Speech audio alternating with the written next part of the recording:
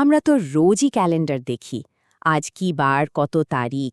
কিন্তু ভাবুন তো, সময়কে মাপার যদি এর থেকেও আরও অনেক গভীর, আরও জটিল কোনো পদ্ধতি থাকত, যদি এমন হতো যে প্রতিটি মুহূর্তের একটা নিজস্ব মহাজাগতিক চরিত্র আছে। চলুন আজ আমরা এই অসাধারণ ধারণাটারই গভীরে যাব। দেখুন, একদিকে একটা সাধারণ ক্যালেন্ডারের তথ্য, মঙ্গলবার ২১শে মার্চ, বেশ সোজা সাপটা। আর অন্যদিকে পঞ্চাঙ্গম বলছে ওই একই দিনের পরিচয় হল বার, তিথি, নক্ষত্র, যোগ এবং করণ, মানে পাঁচটা জিনিস।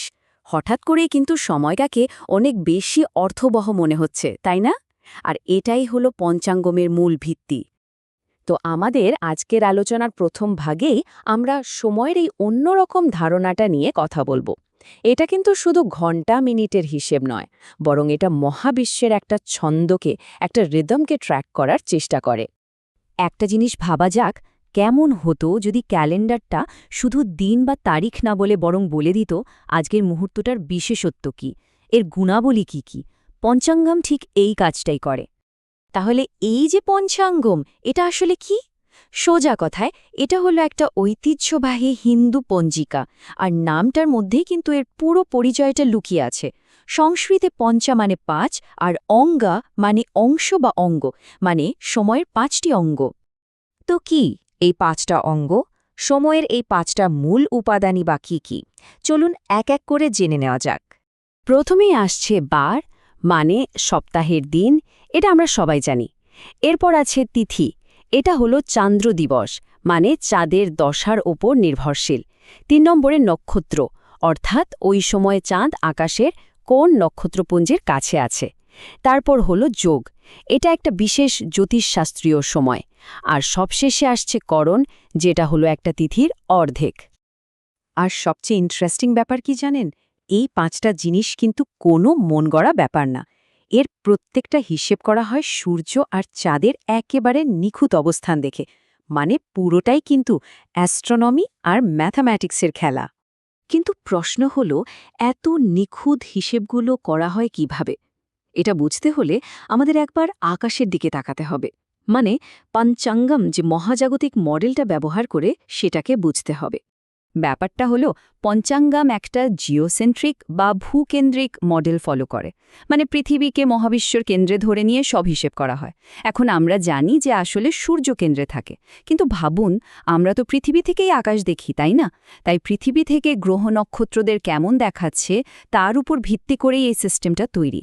আর ঠিক এই কারণেই এটা এত বেশি প্র্যাকটিক্যাল। এই যে পুরো আকাশের ম্যাপটা, এটাই হলো রাশিচক্র বা জোডিয়াক। কল্পনা করুন, আকাশটা যেন একটা 360 ডিগ্রির বেল্ট, আর সে বেল্টটাকে 12টা সমান ভাগে ভাগ করা হয়েছে। এই প্রত্যেকটা ভাগই হলো এক একটা রাশি। আর এই রাশিচক্রের মধ্যে দিয়ে ঘুরে বেড়ায় 7টা প্রধান গ্রহ, যেমন সূর্য, চন্দ্র, মঙ্গল, বুধ, বৃহস্পতি, শুক্র আর শনি। হ্যাঁ, ঠিকই শুনছেন, এখানে গণনার সুবিধার জন্য সূর্য আর চাঁদকেও গ্রহ হিসেবেই ধরা হয়।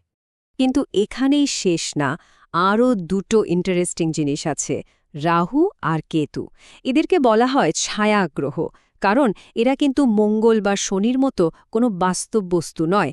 এরা আসলে দুটো কাল্পনিক বিন্দু, দুটো পয়েন্ট। যখন চাঁদের ঘোরার পথটা সূর্যের ঘোরার পথকে ছেদ করে, সেই ছেদবিন্দু দুটোই হল রাহু আর কেতু।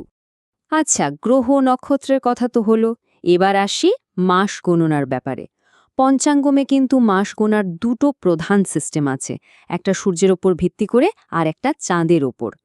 সৌরমাস বা সৌরমাস হল সূর্যের একটা রাশি থেকে পরের রাশিতে যেতে যে সময়টা লাগে, সিম্পল। আর চন্দ্রমাস বা চন্দ্রমাস হল একটা অমাবস্যার পর আবার পরের অমাবস্যা আসা পর্যন্ত সময়, মানে দুটো সিস্টেম কিন্তু সম্পূর্ণ দুটো আলাদা রিদমে চলে। এখন মুশকিলটা হলো, চান্দ্র বছর হয় মোটামুটি ৩৫৪ দিনের, আর সৌর বছর ৩৬৫ দিনের, মানে প্রায় ১১ দিনের একটা গ্যাপ। এই গ্যাপটা মেটানোর জন্য আর ঋতুর সঙ্গে ক্যালেন্ডারটা মিলিয়ে রাখার জন্য প্রতি ২.৫ বছর পর একটা এক্সট্রা মাস যোগ করা হয়। এটাকে বলে অধিক মাস, অনেকটা লিপ ইয়ারের মতো, কিন্তু এটা লিপ ডে নয়, এটা একটা আস্ত লিপ মান্থ। তো এত সব জটিল হিসেব নিকেশ কেন? কারণ পঞ্চাঙ্গম শুধু একটা ক্যালেন্ডার নয়, এর একটা গভীর সাংস্কৃতিক এবং আধ্যাত্মিক দিকও আছে, আর সেটাই একে মানুষের জীবনের সঙ্গে এত নিবিড়ভাবে জড়িয়ে রেখেছে।